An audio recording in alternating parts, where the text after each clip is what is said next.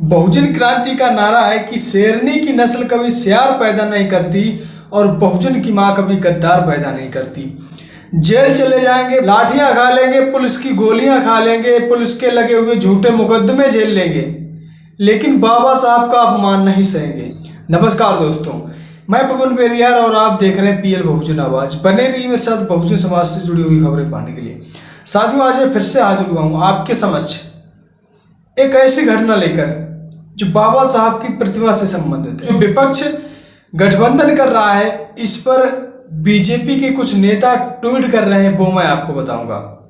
ये खबरें जानने के लिए बने रहिए मेरे साथ। मैं बीजेपी के नेता के ट्वीट को बाद में बताऊंगा, पहले मैं आपको बता देता हूं कि बाबा साहब की प्रतिमा को लेकर वहीं पर एक जालंधर से घटना निकल कर आ रही है, जहां पर एक पार्क में बाबा साहब की प्रतिमा लगी हुई थी। उस पार्क के जस्ट बगल से रोड निकाला जा रहा था। जब बीजेपी के कुछ कार्यकर्ताओं ने कहा बाबा साहब की प्रतिमा हटाकर इसके बीच से रोड निकाला जाना चाहिए, गांव के लोगों ने उसका विरोध किया। वहां पर बीएसपी के महासचिव भी पहुंचे। बीएसपी के महासचिव पहुंचते हुए वहां पर और कुछ उनके समर्थक पहुंचे। उसकी बाद से वहां पर मैटर ज्यादा बढ़ता हुआ नजर आया है। बीएसपी के महासचिव है, उनका आरोप है कि ये जो बाबा साहब की प्रतिमा हटाई जा रही है, ये सब बीजेपी के नेताओं के सहारे पर हटाई जा रही है। वहीं पर दैनिक भास्कर ट्वीट करता है और क्या लिखता है, जालंधर में भीमराव अंबेडकर की मूर्ति पर विवाद, दो गुट हुए आमने सामने, पुलिस ने बल प्रयोग कर किए अलग थलग, नेता हिरासत में लिए। जालंधर के साईपुर में संविधान निर्माता बाबा साहब डॉक्टर भीमराव अंबेडकर की प्रतिमा को लेकर जमकर बवाल हुआ है। दो गुट आमने सामने आए हैं। इसके बाद 3 थानों की पुलिस ने हल्का बल प्रयोग कर अलग थलग किया है।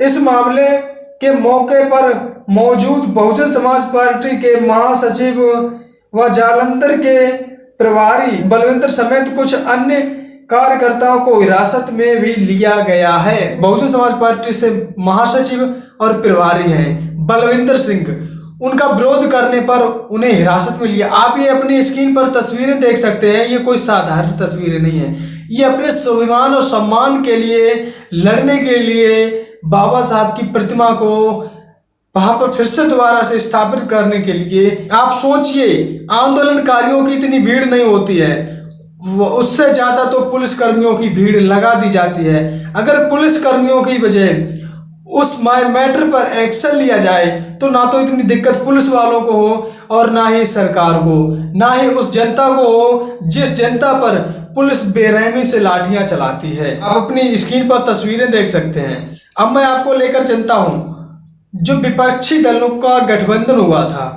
विपक्षी दलों का गठबंधन होने के बाद बीजेपी के कुछ कार्यकर्ता लगातार ट्वीट करते हैं, लेकिन बीजेपी के नेता अभद्र टिप्पणी करते हैं तो उन पर कोई एक्शन नहीं लिया जाता है। मेरा यहाँ पर मकसद किसी पार्टी को नीचा दिखाना नहीं है, किसी भी पार्टी का एक तरफा मुझे खबर नहीं निकालना है, किसी भी पार्टी का विरोध नहीं करता हूँ। मैं सिर्फ विरोध उसका करता हूँ, सच्चाई को आपके सामने रखता हूँ। विपक्षी एकता के नाम पर ये देश के स्वार्थी लोगों का गठबंधन है। चुनावी मौसम दिखाते ही ये लोग गठबंधन का प्रलाप करने लगते हैं। जनता से जुड़े विषयों पर इनके कोई विचार नहीं। इनमें से कई भिन्न राज्यों के सरकार चला रहे हैं, लेकिन काम के नाम पर इनके पास दिखाने का कुछ भी नहीं है।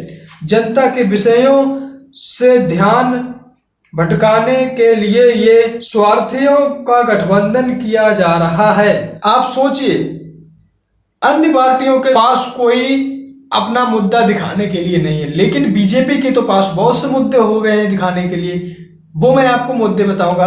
मनीषा वाल्मीकि हत्याकांड का मुद्दा बीजेपी के पास है कि देखो मैंने ये काम करके दिखलाया है। आसिर और जुनैद का मुद्दा है बीजेपी के पास कि देखो मैंने ये काम करके दिखलाया। बीजेपी के पास अतीक अहमद का मुद्दा है कि मैंने देखो ये संभाल कर दिखाया है। साक्षी हत्याकांड का मुद्दा है बीजेपी के पास कि देखो मैंने एक दलित बेटी को न्याय नहीं दिला पाया है।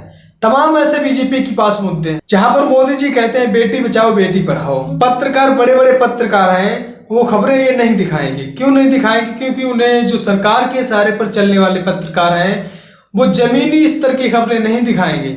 वो ये खबरें दिखाएंगे कि मोदी जी आम कैसे खाते हैं, मोदी जी विदेश में गए हैं, मोदी जी के पैर छूते हैं विदेश के मंत्री, वो ये खबरें दिखाएंगे। वो देश से जुड़े हुए मुद्दों की खबरें नहीं दिखाएंगे।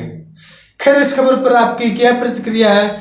अपनी महत्वपूर्ण प्रतिक्रिया जरूर जोड़ दीजिए। मिलते हैं नेक्स्ट वीडियो में, तब तक के लिए जय भीम, धन्यवाद।